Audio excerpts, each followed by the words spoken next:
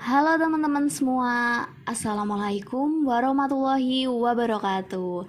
Pada kesempatan kali ini, perkenalkan, saya Rika Sofi Nurlaili mewakili rekan saya, Devi Irabayu Oktora dan Ubaidillah Muhammad dari kelompok 8 kelas Digital Bisnis A akan membawakan suatu podcast yang membahas terkait bisnis model kanvas atau bisa juga kita singkat BMC. Pada penasaran gak nih teman-teman dengan pembahasan kita kali ini? Apa sih sebenarnya bisnis model kanvas? Emang bisnis model kanvas ini penting? Oke, gak usah berlama-lama lagi ya. Langsung saja kita mulai pembahasan pada bisnis model kanvas. Nah, bisnis model kanvas atau yang biasa disebut dengan BMC merupakan kerangka kerja penting dalam suatu kelas entrepreneurship atau startup mentoring. Menurut tim PPM Manajemen 2012, bisnis model kanvas ini merupakan model bisnis pendekatan kanvas yang disajikan berupa suatu lukisan sehingga memudahkan untuk dimengerti oleh pembacanya. Blank 2013 dan juga Osterwalder Pigner 2010 mengatakan bahwa BMC merupakan suatu alat yang dimaksudkan untuk menjadi bantuan praktis yang memungkinkan para pemula untuk membuat sketsa hipotesis mereka dan mencari model bisnis. Wah, ternyata dalam bisnis model kanvas ini penting banget ya untuk bisnis startup.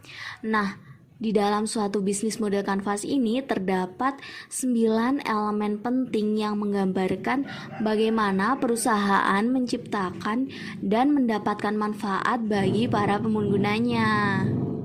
Nah, di dalam suatu bisnis model kanvas terdapat 9 elemen penting yang menggambarkan bagaimana suatu perusahaan dapat menciptakan dan mendapatkan manfaat bagi para penggunanya.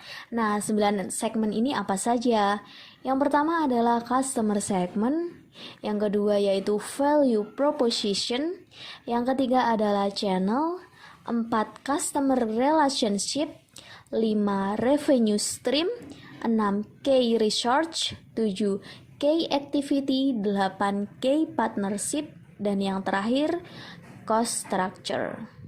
Nah, selanjutnya terkait penjelasan dari 9 elemen penting tersebut. Yang pertama adalah customer segment atau segmentasi pasar. Artinya, segmentasi pasar ini adalah pelanggan seperti apa yang akan kita jadi sasaran untuk produk atau jasa yang kita produksi. Di mana dalam kriteria ini terdapat 4, yaitu kriteria berdasarkan sikap, yaitu behavioral, berdasarkan psikografis atau gaya hidupnya. Yang ketiga yaitu berdasarkan geografis, dapat dibagi berdasarkan kota, daerah, iklim, atau negara, dan lain-lain. Dan kriteria berdasarkan demografis, yaitu berdasarkan usia, jenis kelamin, pendapatan, pekerjaan, dan lain-lainnya. Poin yang kedua pada elemen ini adalah value proposition atau proposi nilai. Proposi nilai yang menjadi suatu keunikan pada produk atau jasa tersebut sehingga pantas dipilih oleh pelanggan. Nah, pada value proposition ini ada beberapa jenis. Yang pertama adalah kebaruan, artinya nilai yang belum pernah ada pada perusahaan yang menggunakan penawaran dengan hal-hal yang unik. Yang kedua yaitu nilai tambah yang dibuat untuk membantu pelanggan dalam mengatasi masalah pekerjaan mereka. Yang selanjutnya yaitu pada desain, artinya nilai tambah dalam desain karena produk atau jasa ini akan tampak mewah atau memiliki nilai tambah yang lebih jika produk atau jasa ini didesain dengan bagus. Yang selanjutnya bisa dari harga. Harga pada perusahaan ini dapat bersaing di pasar sehingga dapat memenangkan di segmen pasar. Nah, poin yang selanjutnya adalah channel, di mana pada channel ini merupakan cara perusahaan dalam mengkomunikasikan dengan pelanggan pada penyampaian value proposition-nya, bisa melalui sosial media ataupun secara langsung. Nah, poin elemen selanjutnya yaitu customer relationship atau hubungan dengan pelanggan.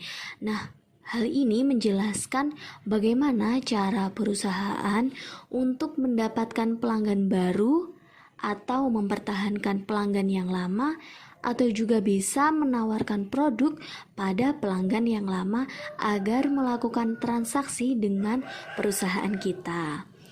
Nah, selanjutnya yaitu poin pada revenue stream.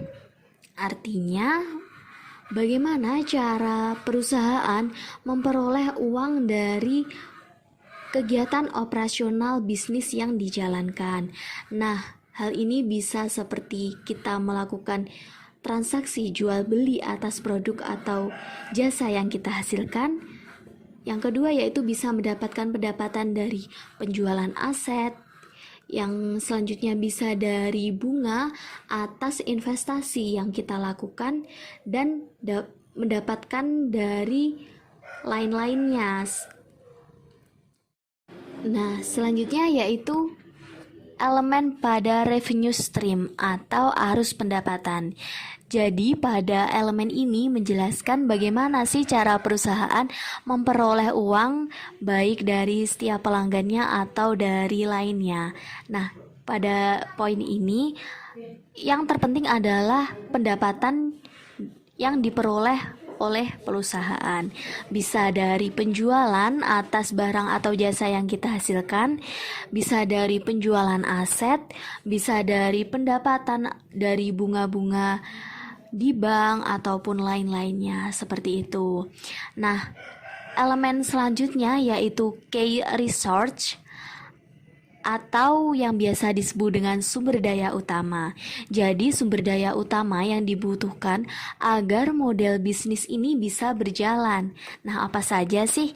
Yang pertama dari sumber daya fasilitas seperti aset-aset, ataupun sistem penjualan yang dilakukan, distribusi, dan lain-lain.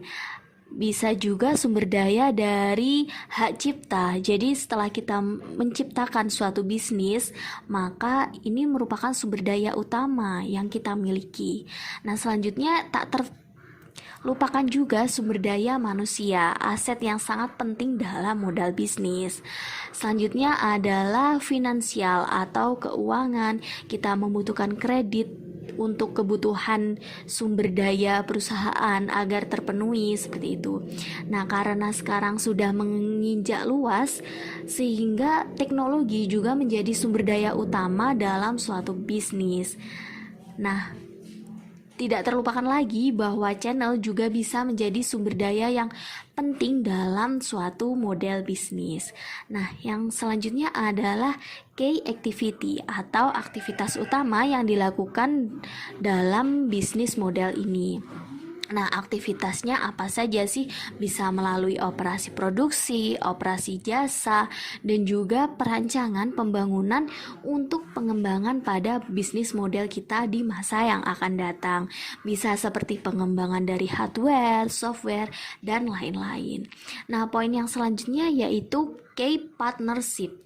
Artinya mitra utama. Jadi mitra utama kerjasama yang dilakukan dalam bisnis atau dalam pengoperasian bisnis di masa yang akan datang. Nah, bisa berupa seperti pemasok, bisa juga mitra-mitra agar kita bisa bersaing di pasaran di masa yang akan datang. Nah, poin selanjutnya yaitu cost structure atau struktur biaya. Nah, ketika model bisnis ini sudah berjalan, akan muncul suatu biaya-biaya yang dikeluarkan. Biaya ini bisa ketika kita memulai awal seperti biaya promo, ataupun kita memproduksi suatu bisnis sehingga mengeluarkan biaya yang dibutuhkan dalam menjalankan bisnis tersebut. Sekian penjelasan dari kelompok kami mengenai bisnis model kanvas atau BMC. Semoga bermanfaat dan mohon maaf apabila ada kekurangan atau kelebihan dalam menyampaikan. Wassalamualaikum warahmatullahi wabarakatuh.